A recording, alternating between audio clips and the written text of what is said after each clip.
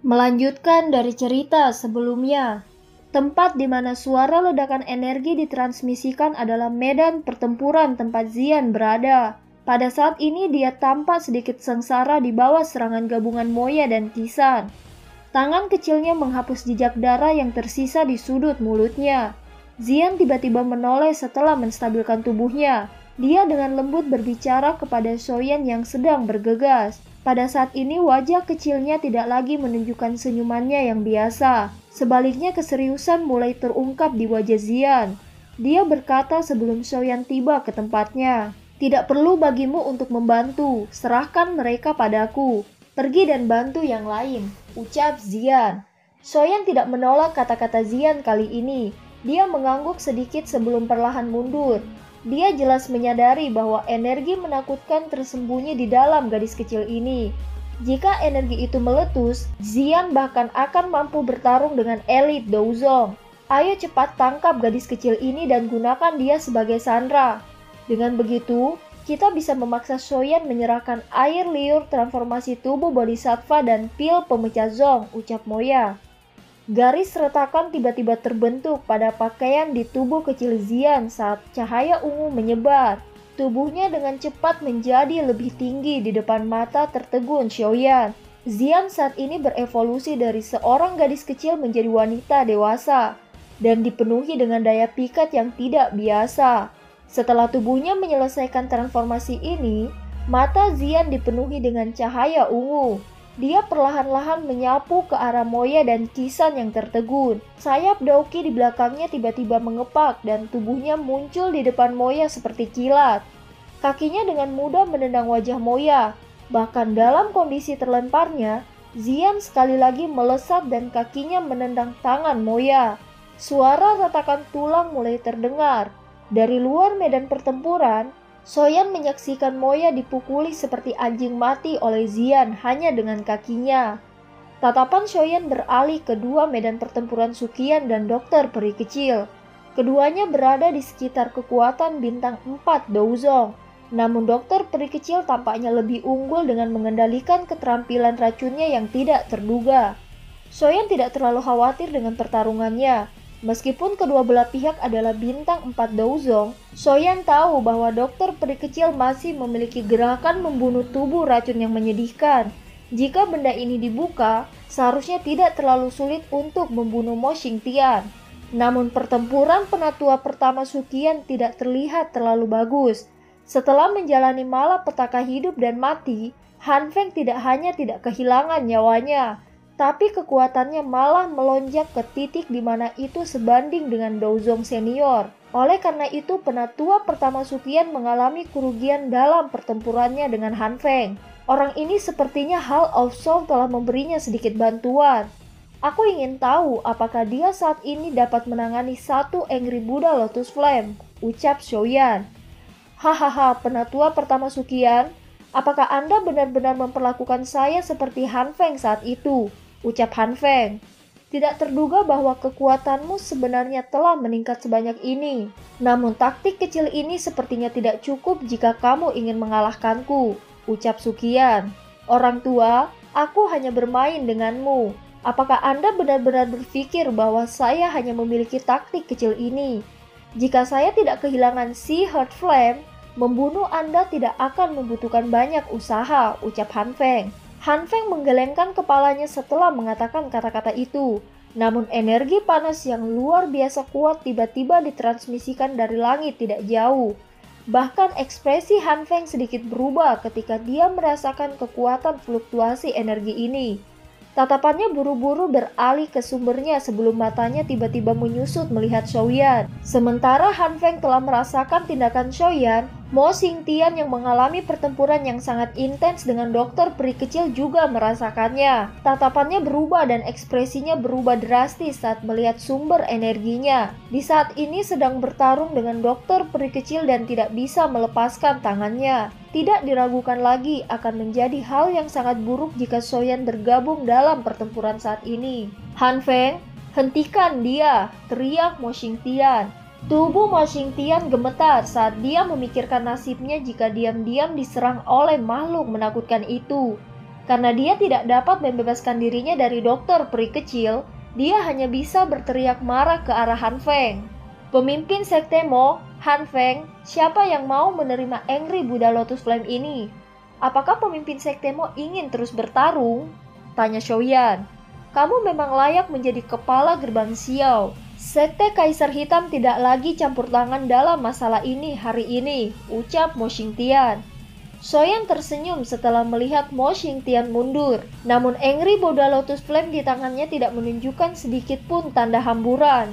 Sebaliknya, di bawah stimulasi Douqi di dalam tubuhnya berubah menjadi hijau gelap. Selain itu, dokter peri kecil juga mengambil kesempatan untuk muncul di samping Xiaoyan melindunginya.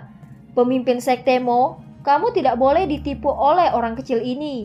Tindakan Anda hari ini telah menyinggung perasaannya. Bahkan jika dia tidak menemukan masalah dengan Anda hari ini, dia pasti akan datang dan mencari Anda di masa depan. Bagaimana Anda akan menghadapi mereka sendirian? Ucap Han Feng. Ini adalah masalah sekte saya, dan Anda tidak perlu ikut campur. Meskipun janji Anda kepada saya menarik, saya tidak bisa menanggung resiko kehilangan hidup saya. Karena itu Anda harus berjuang sendiri, ucap Mo Xingtian. Xiaoyan, jangan berpikir bahwa kamu akan baik-baik saja dengan memegang air liur transformasi tubuh Bodhisattva. Saya tidak akan menyerah. Hari ini Anda telah membunuh 3 sesepuh dari lembah api iblis. Pemimpin lama lembah api iblis tidak akan membiarkan Anda pergi. Pada saat itu, kamu pasti akan kesulitan lolos dari kematian bahkan jika kamu mendapatkan dukungan dari Akademi Jianan, ucap Han Feng. Xiaoyan, kamu harus cepat pergi. Berita ini kemungkinan akan menyebabkan banyak orang memiliki mata iri. Hanya dengan kembali ke Akademi Jianan dapat dianggap aman, ucap Suqian. Siapa pemimpin lama lembah api iblis? Tanya Xiaoyan.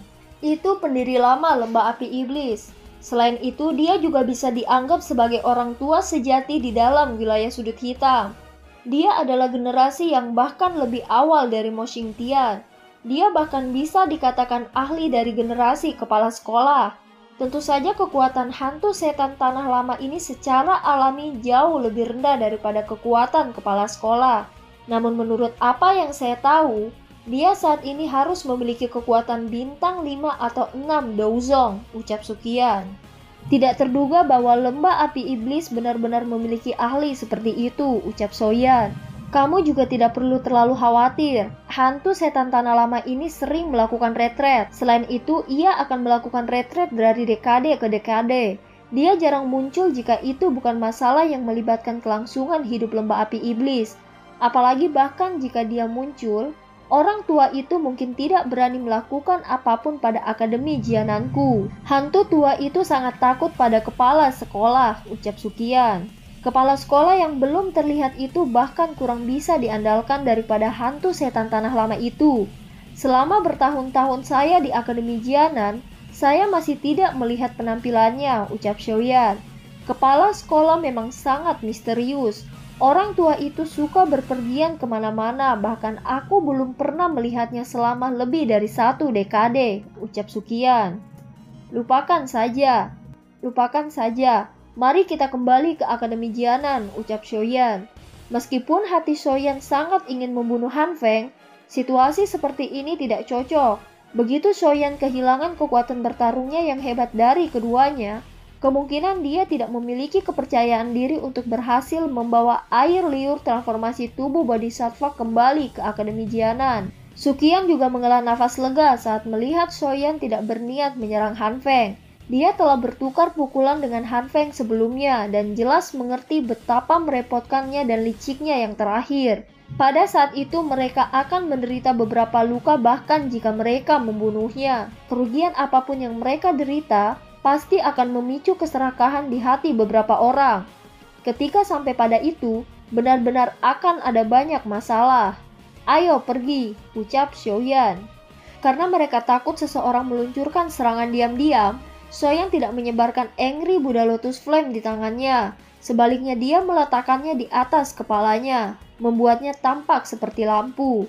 Cahaya panas itu menekan keserakahan di hati banyak orang. Han Feng berdiri di langit, tatapannya dingin saat dia menatap kelompok Xiaoyan yang mulai menghilang. Sesaat kemudian dia tertawa dan kekuatan hisap melonjak. 3 mayat yang telah kehilangan nyawa sebelumnya terbang sebelum tetap tergantung di depannya. Tatapan Han Feng menyapu mayat Fang Yan dan kedua sesepuh. Kepadatan di matanya tumbuh lebih intens. Juniorku yang baik, semoga kamu akan berhasil membawa air liur transformasi tubuh Bodhisattva kembali ke Akademi Jianan. Pada saat itu saya memiliki cara untuk mengundang hantu setan tanah lama keluar. Setelah itu akan tiba saatnya gerbang Xiaomu dihancurkan, ucap Han Feng. Setelah 2 hari singkat melakukan perjalanan yang panjang, kelompok Soyan akhirnya sampai di perbatasan Jianan yaitu kota damai. Orang tua, kamu akhirnya kembali. Jika kami tidak mendengar informasi apapun dari Anda dalam 2 hari, saya berencana untuk memimpin beberapa orang ke wilayah pojok hitam mencari Anda, ucap Hugan. Hugan, mengapa kamu masih begitu tidak sopan? Jika kamu tidak mengendalikan emosimu, kamu harus menunggu dalam waktu yang lama sebelum kamu menuju ke kelas Douzong, ucap Sukian. Apa hubungannya naik kelas Douzong dengan amarah? Tatapan Hugan segera berhenti pada Shoyan. Dia mengamatinya sedikit sebelum mengeluarkan pujian dari mulutnya. Betapa tidak terduga anak kecil, ketika kamu pertama kali memasuki kota damai saat itu, kamu hanyalah seorang dadausi. Dalam beberapa tahun, Anda benar-benar telah menjadi ahli dohuang. Kecepatan pelatihan ini tidak mungkin ada orang yang bisa melampaui Anda bahkan di Akademi Jianan, ucap Hugan. Soyan menyapa wakil kepala sekolah, ucap Soyan. Baiklah, mengapa kamu bertingkah seperti orang luar? Terlebih lagi, dengan kemampuanmu saat ini, aku tidak pantas untukmu bersikap sopan. Ketika kamu tiba di Akademi Jianan saat itu, aku yang dulu merasa bahwa kamu bukan orang biasa. Melihatnya sekarang seperti penglihatanku setajam dulu, ucap Hugan.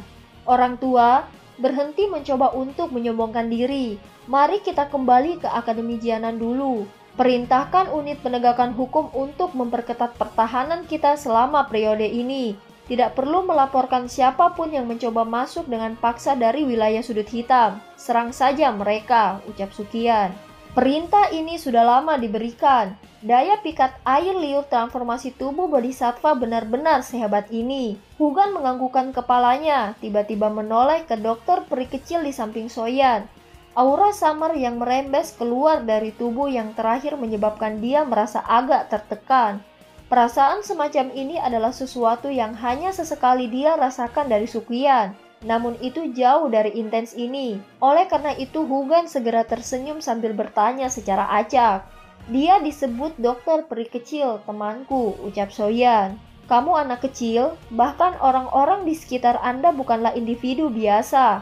Kamu memang bukan lagi anak kecil yang lembut saat itu. Baiklah, kalian semua bisa bubar. Orang-orang dari unit penegakan hukum akan tetap tinggal dan berpatroli, ucap Hugan. Ayo pergi, ikuti saya kembali ke Akademi Jianan. Menara Kilangit berkobar masih mengharuskan Anda untuk mengaktifkan Valen Heart. Selain itu saya pikir Anda juga harus pergi dan melihat gerbang PAN Anda setelah 2 tahun absen. Bagaimanapun Anda adalah pendirinya, ucap Sukian. Gerbang PAN, aku ingin tahu bagaimana sekarang. Hati Soyan diam-diam menjadi berapi-api saat dia memikirkan faksi muda yang dia dirikan ini. Dan film pun berakhir. Sampai jumpa!